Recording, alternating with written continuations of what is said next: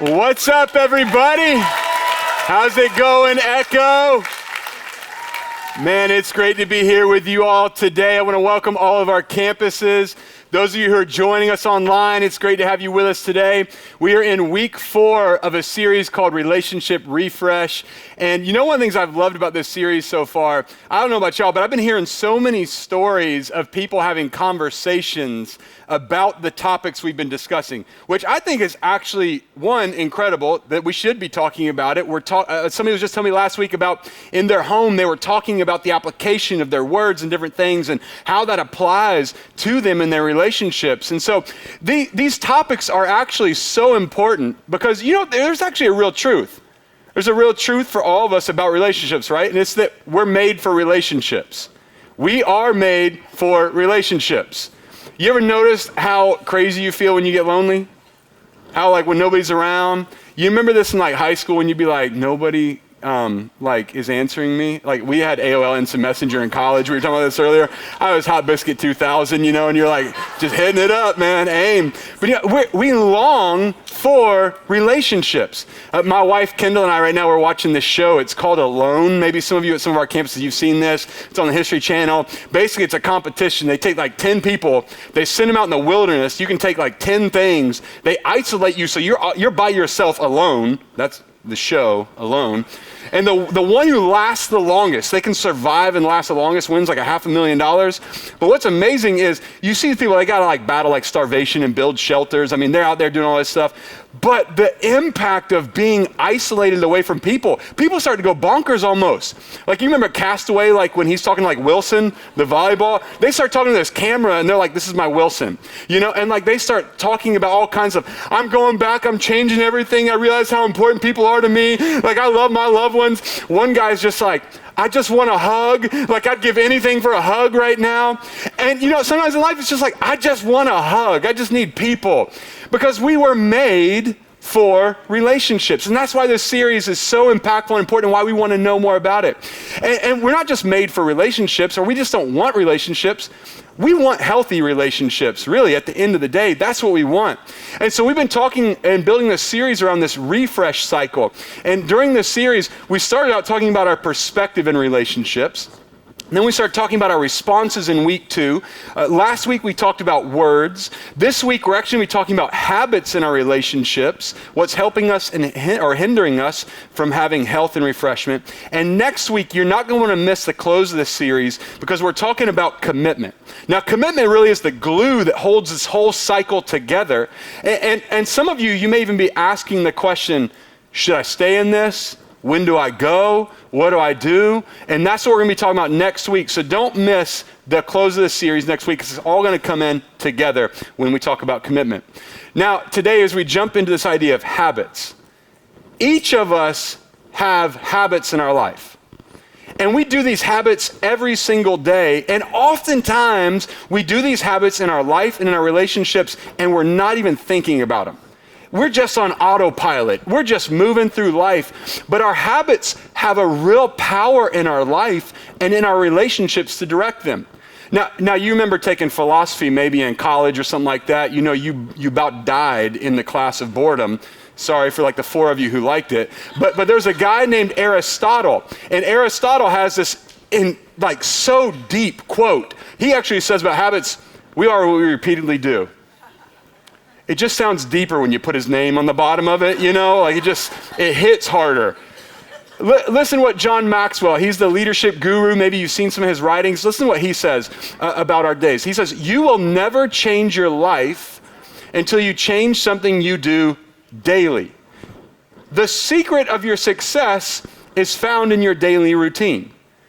So when you look at this, there's things we do every single day that are leading towards health or they're hindering us from having health, especially in this area of relationships.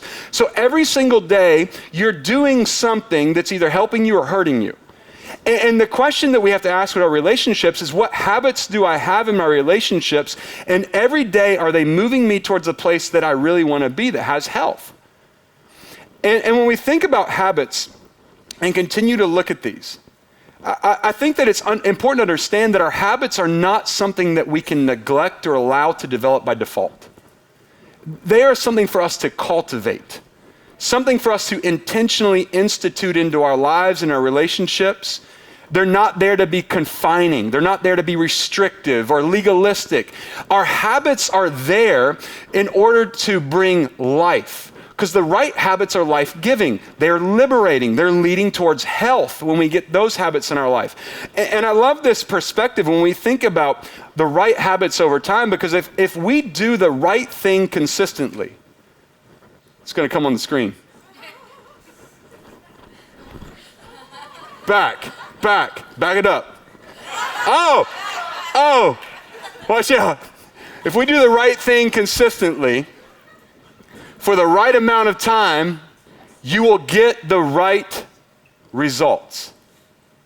And this is the power of habits, because if you keep at it, you start it, you keep at it, over time it gets you the right results. Another way to say this that simply is consistency plus duration equals impact. And this is for good or bad, right? If I do bad things for a long period of time, it's going to be bad. If I want to have a great relationship, if I do the right things for the right amount of time, I get the right result, right? Like good or bad, what I'm doing is making an impact. And it's why Solomon, who's the wisest person ever to walk the earth, would write Proverbs that we find in the Old Testament of the Bible. And in Proverbs chapter 4, verse 26, we're going to jump back to that slide. There we go. He says, carefully consider the path for your feet, and all your ways will be established. Now, there's some real wisdom in this, because oftentimes, remember, we're going through life and we're not even thinking about the steps we're taking. That's the power of a habit, because it just becomes part of my life. But if I'm not paying attention to where I'm stepping, I'm going to get to a place I never intended to go. And Solomon says to carefully consider the path for your feet. Where is your life moving? Where is your daily actions taking you? Because if you carefully consider them, then it's going to, things will be established in your life. Your relationship will be more established, more firm, more healthy, because you're carefully considering the path and the steps in your life. Now, a couple years ago for me, this hit in because I started studying habits and started looking at my life more. I got healthier physically. I got better relationally, like better at work, like all these things, because I started to look at habits.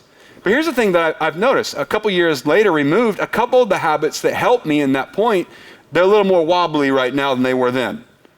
Right? Because that's what happens. We can start things, but if we don't continue to give attention, they get wobbly. We get off a little bit. Sometimes season of life changes your focus. You're over here and you're like, oh, yeah, I need to work on that too. And that's just life. We're going to have to go back and forth. So today when we look at these habits, I want to encourage you to look at and be open to say, okay, what's the thing? Maybe even I've heard or I know, but right now I'm saying, okay, I need to jump back over and give this a little bit more attention in my relationship. Because that's really what we want to do, is walk out and say, I got some areas that I need to give a little more attention to because I want to experience greater health in my relationships. So we're going to look at 4 habits to refresh in your relationships. 4 habits to refresh in your relationships. And the first habit, and I want to encourage you to write these down, is putting others first. The habit of putting others first. Like, you've been hearing this since you grew up.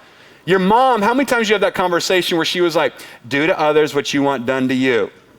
Do you like that? Then don't do it to somebody else. You know, like, how many of these conversations? Don't tell your mom that you don't understand this, because she's going to be like, I raised you better than that. What are you thinking, right? Like, putting others first. Think about this habit. If I have a habit of doing this, what does it communicate to the other person?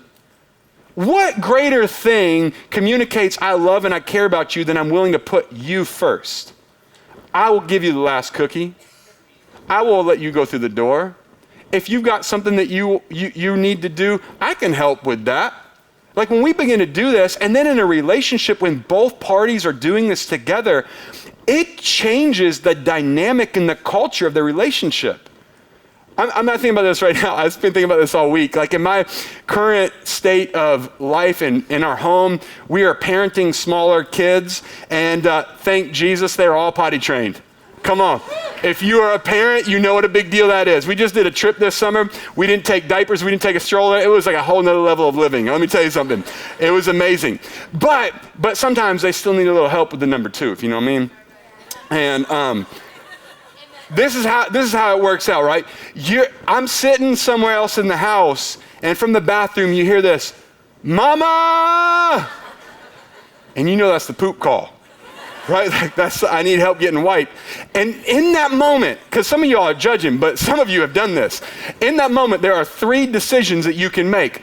A, ignore it. I didn't even hear it. Like it was just, I don't know, but I don't know.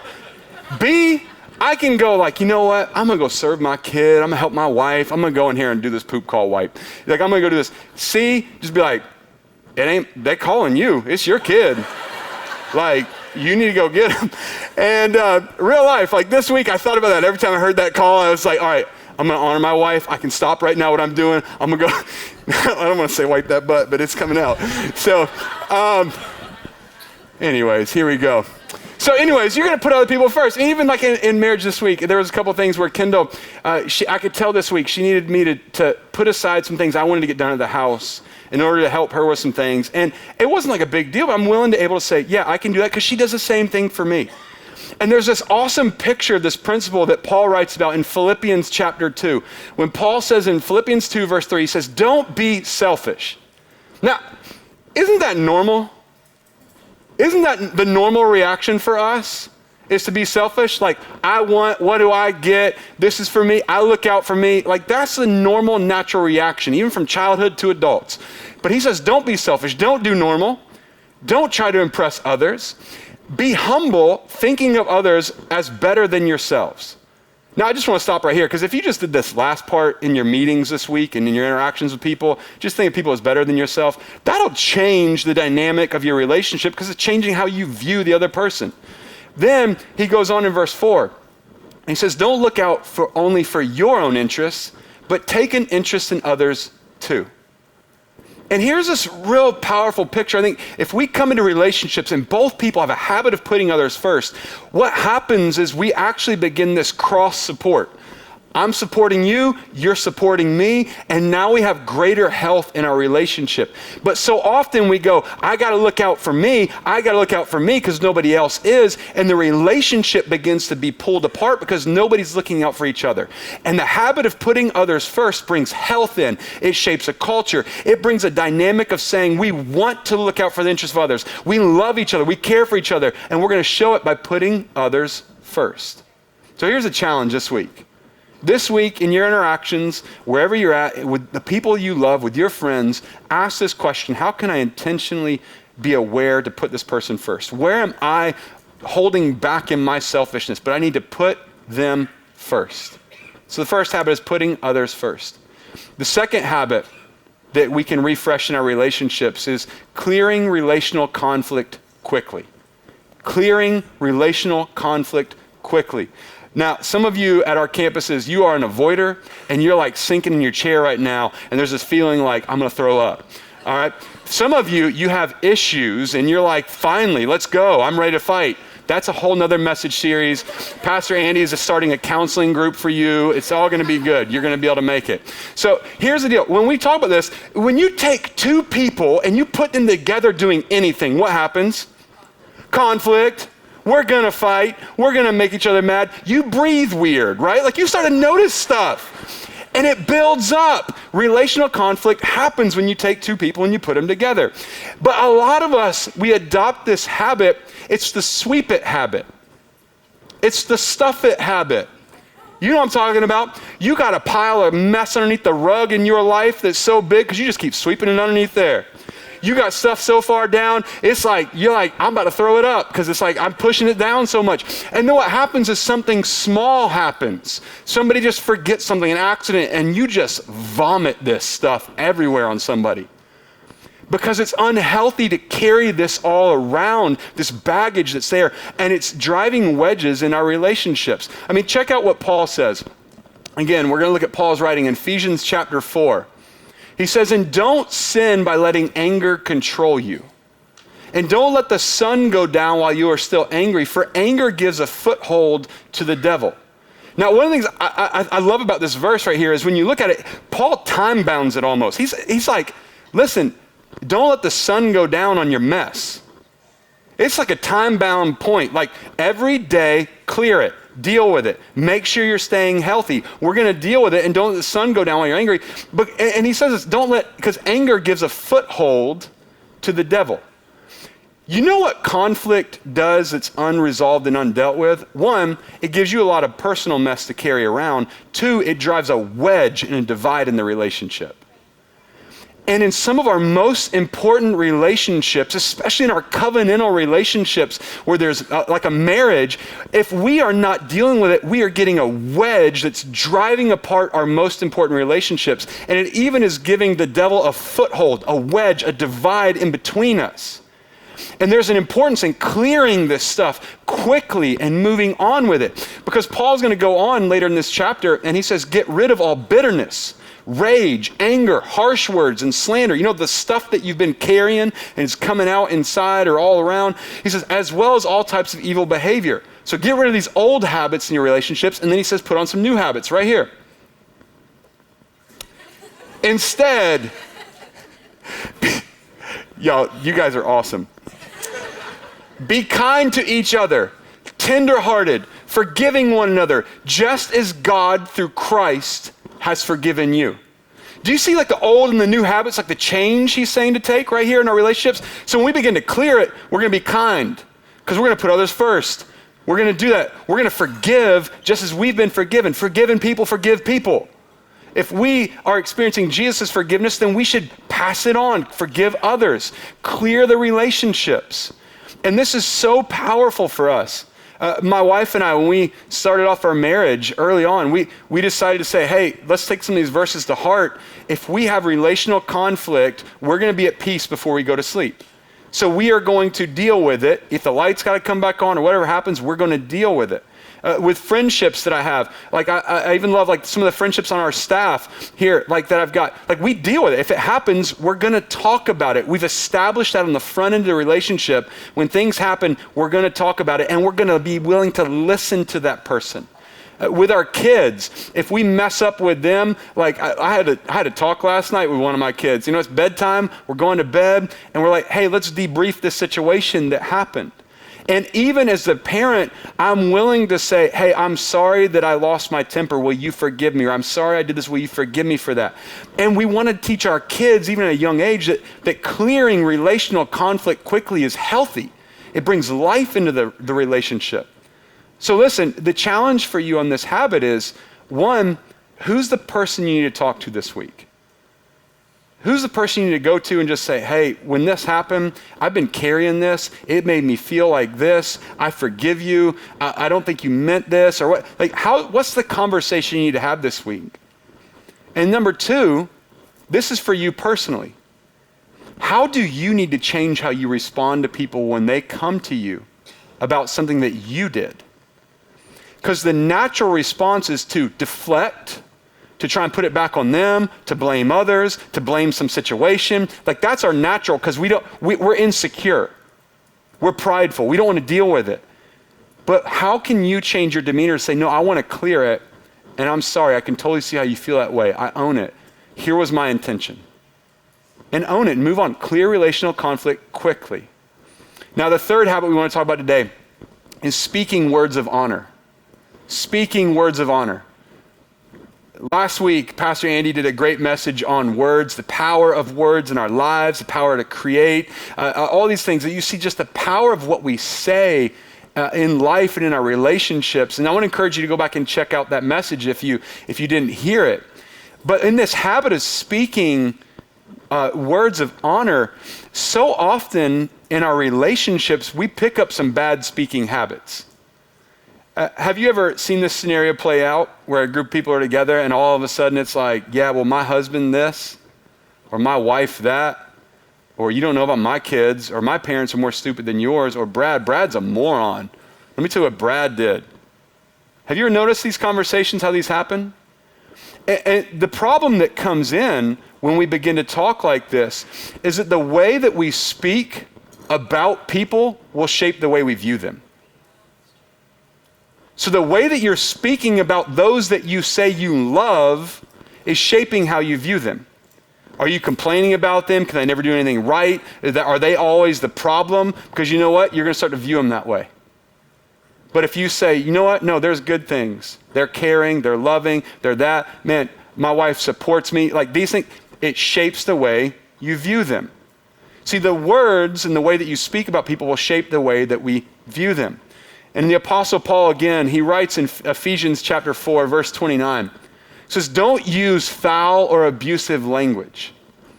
Let everything you say be good and helpful, so that your words will be an encouragement to those who hear them. Now just look at this verse for a minute and just notice a couple of the words. I mean, and ask yourself this, how good and helpful have your words been this past week? Go back and play out some conversations. Go back and look at some conversations this week and ask, how encouraged would your spouse, your kids, your parents, your coworkers, your friends be if they heard the way that you were talking about them? Because if you're like, oh, man, I don't want them to hear that, then there's a problem. Because Paul is saying when we speak words of honor, again, it's shaping the way that we view them. So we want to speak things that are good and helpful and encouraging to those who hear them. Because words direct our thoughts. And even for me, back in marriage, and even with my friendships, like I don't want to complain about people, but especially in my marriage, like that covenantal relationship, I'm not going to complain about my wife to other people. If we've got stuff, I'm going to talk to her about it. Because if I start to complain about her, what it does is a couple of different things. One, it begins to drive a wedge between us. It begins to, one, direct how I view her, direct what I do if I start to speak like that. And two, as it starts to drive a wedge, it also allows the opportunity for somebody else to step in between us.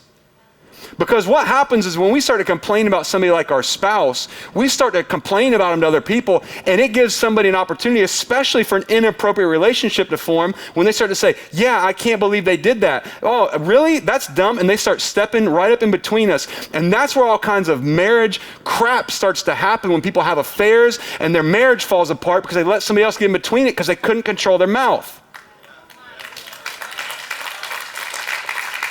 So listen, I've seen it played out too many times. You got to watch the way that you speak. And if you don't have anything good to say, just shut it down. Because your words shape the way that you view them. Your words have power. And when we speak with words of honor, we put the person first. We're going to be able to clear relational conflict quickly. We have more health in our relationship. And then when we begin to look at this fourth habit, we see where even these come together more. Because the fourth is that we want to have a habit of scheduling quality time. Scheduling quality time. I mean, when you look at life, life is busy. The older we get, the busier we get, the more stuff that happens. I mean, we got like kids that got to go to different schools. They send these envelopes home full of papers. Some of you parents know what I'm talking about with elementary kids. It's like, I don't even know what to do with all this stuff. Like, there's not a recycle bin big enough, let alone the time to read it all. Like, you get all kinds of stuff. You got to go all over. You got work stuff. You're getting pinged on Slack, text, emails. I don't even know what else is out there. Some of you in tech companies, you got like 15 different messaging devices you got to look at. Like, it's everywhere. Stuff is competing for our time, but oftentimes what gets our time is the urgent but the unimportant. And the important gets pushed out unless it's intentionally scheduled. And so the question when we talk about scheduling quality time is, where in your schedule is there time to be one-on-one with the people that you love the most? Do you have a date slot with your spouse? Do you have time with your kids one-on-one? Do you have a time where you're like, hey man, that's my time to connect with my friends at night? Do you have time where you're like, I'm going into, like, for example, like an Echo group? That's the great thing about an Echo group, is because it's like right there in your calendar every week where I'm going to go connect with people. Do you have some kind of standing slot where you're scheduling quality time? Because listen, if you take time, quality time, when you talk together over time, when you adventure together over time, when you laugh together over time, when you grieve together over time, when you work together over time, when you do these things over time, it can form a depth and intimacy and a quality and health of relationship, but it takes time. You can't microwave a great relationship. You got to crock pot that sucker. I'm serious. It takes time. Scheduling quality time is so important in our relationships. And time is the key variable. And this week, I had this opportunity to go and be with a family who was, their mother had just passed away. As a family in our church, the mom had just passed away. She was 93 years old. I'm here at this funeral. She had 5 kids, 15 grandkids, and 18 great-grandkids. And I think even a couple of great-grandkids. I mean, it was like kids, people everywhere. But what was so awesome is, here's this lady, 93 years old, and the thing that stood out to me was everybody who shared, from grandkids to kids, everybody had memories of conversations and time, and they could just tell about this time. I talked to her. She took time with me here. They would always be on the phone. Some of them were like, she called me every single day, or we talked on the phone every day. She'd show up. She'd want to know about my love life. She would know about my kids' life. She would know about my work life. She would know about, like, everybody talked about how invested she was in their lives, how there was things that they could come to her, they couldn't even go to their own parents or anybody else about, but they could come to her on. And she was such this key figure, and her legacy in this moment being celebrated is that she loved and cared for and gave quality time to everybody in a family this big. And that is what she's being remembered for. And so often what I find, even for myself, as I'm here and I'm officiating this funeral and I'm comforting this family and I'm there with them, is so many times at death, a situation like this at death, it causes me to rethink where I'm giving my time to. And the question that we have to ask when we think about scheduling quality time in our relationships is, are we giving our living time to the right things? Because each of us have the same amount of time in a day, same amount of time in a week. We know this, and we have to choose where we're going to give that time. And we don't know how much living time that we have. Solomon writes Proverbs, he's like, you don't know the day, you don't know like when life is done. So are you currently, if you look at your calendar, you look at your past month, are we giving our living time to the right things? Because you'll never regret having quality time with people. But you will one day regret not doing it. So here's the challenge this week. Like, just open your calendar, look at it, and go, where is the block of undisturbed time without my phone, without social media, because Instagram doesn't care. Who cares? Where's that time where I'm going to be with people? I'm going to be present. I'm going to flip the switch. I'm going to be all in. I'm going to ask questions. I want to be with you. I want to be real. Like, where's the time that I want to just go have fun? Like, where is that time with the people that you love the most? To talk with them. Call your parents if they don't live here. Like, do something like that. Where is the time that you have? Because our habits are so important. The things that we do every day are leading us, like Solomon said, down a path. And Paul in Galatians chapter 6, he writes just this simple truth. You will always harvest what you plant. The farmer, when he goes out and he plants corn, he doesn't get soybeans, he gets corn. It's just deeper when you put Paul's name on it. But think about it.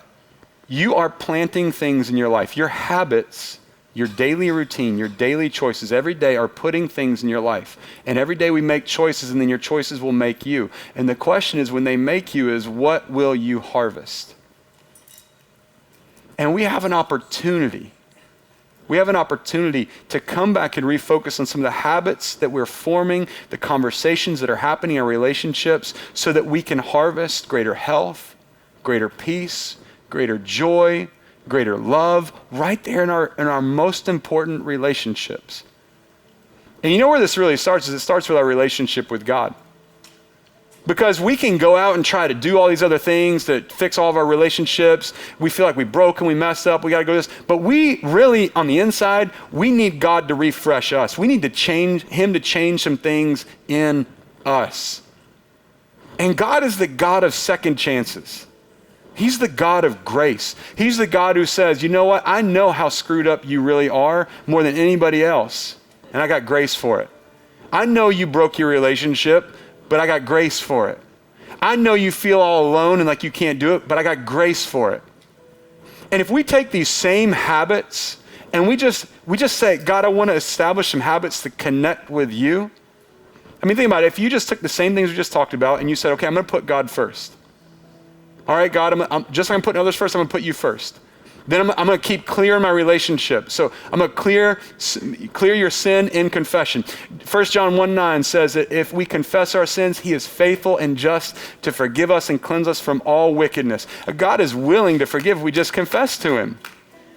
Listen, I'm going to speak words of honor. I'm going to thank God. I'm going to let my words direct the way I view God. I'm going to see the love that he has for me. I'm going to speak grace over me. I'm going to do this. And then you know what else I'm going to do?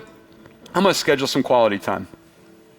And so many of us, we long to experience God because God made us to be in relationship with him, but we have no time for him. There's no time in our calendar. And when we desperately desire to see God move in our life and in our relationships, we've got to also have habits that are leading us to be able to hear from him, to listen to him. And when we think about just God's heart for us, just the verse, John 3:16, for God so loved the world that he gave his one and only son, that whoever believes in him would not perish but have eternal life. That there is an opportunity for God saying, I want you to be able to experience life, forgiveness, relationship. And as God begins to refresh us, when we confess sin, when we turn to Jesus, when we trust in him, when we take steps, again, the path of our feet, when I take them, allowing God to direct those, and I'm taking steps towards Jesus, he's transforming and changing my life, bringing health to me and health into my relationships. So today may be the day for some of you at our campuses to finally say, I'm saying yes to a relationship with Jesus. I got too much in me that I need him to take it. I need him to take my sin. I need him to bring grace into my life. And I'm taking the step to trust him. And it's just like baptism. I love seeing baptisms where somebody goes under the water and it's that old life before Jesus is gone, and coming up out of the water is the new life that is right there in Jesus. And it's the work that Jesus wants to so desperately do in you, is bring you something new in grace if you receive it through faith. And for all of us today, we have an opportunity to look at our relationships through a fresh lens and say, what habits do I need to look back at and give attention to? So that just like Solomon, I can give careful attention to the path for my feet, so that in all my ways I might be established. Will you pray with me? God, I pray today for all of our campuses, for those who are here. God, I pray for some who need to take a step to receive your forgiveness, your grace, that they would trust you with their lives. That God, there would be a hope placed in you. There would be a new life that is found. I pray for others, God, that you would give them the courage and the strength to even have some of the hard conversations where they feel awkward about, or they feel like it's hard to bring up some of the things in their relationships they need to, in order to have great habits that bring health and to clear things in their relationships. And so, God, I pray today for boldness and for courage. We pray for you to move across all of our campuses today, and we ask this in Jesus' name. Amen.